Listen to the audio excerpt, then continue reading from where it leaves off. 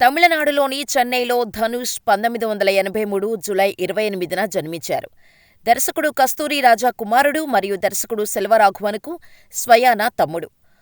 తుళ్ళువదో ఇలామై చిత్రంతో తమిళ ఇండస్ట్రీలో అడుగుపెట్టిన ధనుష్ ఎన్నో అవమానాలు, మరెన్నో హేళనలు ఎదుర్కొన్నాడు. కెరీర్ మొదట్లో ఇతడేం హీరో, అసలు గ్లామర్ లేదు, యాక్టింగ్ రాదు, డాన్స్ చేయలేడు, ఫైట్స్ అసలే రావు అని ఎన్నెన్నో విమర్శలు ఫేస్ చేశాడు. కానీ ఎక్కడా కృంగిపోకుండా విమర్శలను తనని తాను పదును పెట్టుకోవడానికి ఉపయోగించి ఒక్కో మెట్టు ఎక్కుతూ ఇంతింతై వటుడింతై అన్న చందంగా ఎదిగాడు. 2011లో సూపర్ స్టార్ రజనీకాంత్ కుమార్తె ఐశ్వర్యను వివాహం చేసుకున్నాడు ధనుష్. 2011లో వచ్చిన ఆడు కలాం చలనచిత్రంలో నటనకు గాను భారత జాతీయ చలనచిత్ర పురస్కారాలలో ఉత్తమ నటుడిగా ఎంపికయ్యాడు. వై దిస్ కొలవెరీ పాటతో మ్యూజిక్ లవర్స్, సినీ ప్రేక్షకులను ఓ ఊపు ఊపేశాడు ధనుష్. ఉత్తమ మేల్ ప్లేబ్యాక్ సింగర్గా ఫిలింఫేర్ అవార్డు గెలిచాడు.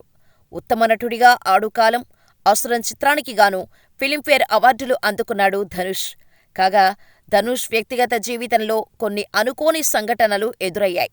ధనుష్ సతీమణి ఐశ్వర్య రజనీకాంత్కు విడాకులు ఇస్తూ కొన్ని నెలల క్రితం ప్రకటించాడు. మరోవైపు సినీ ప్రయాణంలో శిఖరాలు అధిరోహిస్తున్నాడు ఈ హీరో. ధనుష్ స్వయంగా దర్శకత్వం వహించి నటించిన చిత్రం రాయన్. 2 రోజుల క్రితం విడుదలైన ఈ చిత్రం అటు తమిళ్, ఇటు తెలుగు, కన్నడ, మలయాళం, హిందీ భాషలలో సూపర్ హిట్ టాక్ తెచ్చుకుంది. దీంతో ధనుష్ అభిమానులు పట్టలేని ఆనందంలో మునిగి తేలుతున్నారు. ప్రస్తుతం బ్యాక్ టు బ్యాక్ చిత్రాల్లో నటిస్తూ ప్రేక్షకులను అలరిస్తున్న ధనుష్ అటు హాలీవుడ్లోనూ ది గ్రే మ్యాన్లో నటించి గ్లోబల్ స్టార్గా గుర్తింపు తెచ్చుకున్నాడు. ఇలాగే మరిన్ని పుట్టినరోజులు చేసుకుంటూ మరెన్నో శిఖరాలు అధిరోహించాలని ఆశిస్తూ పుట్టినరోజు శుభాకాంక్షలు ధనుష్.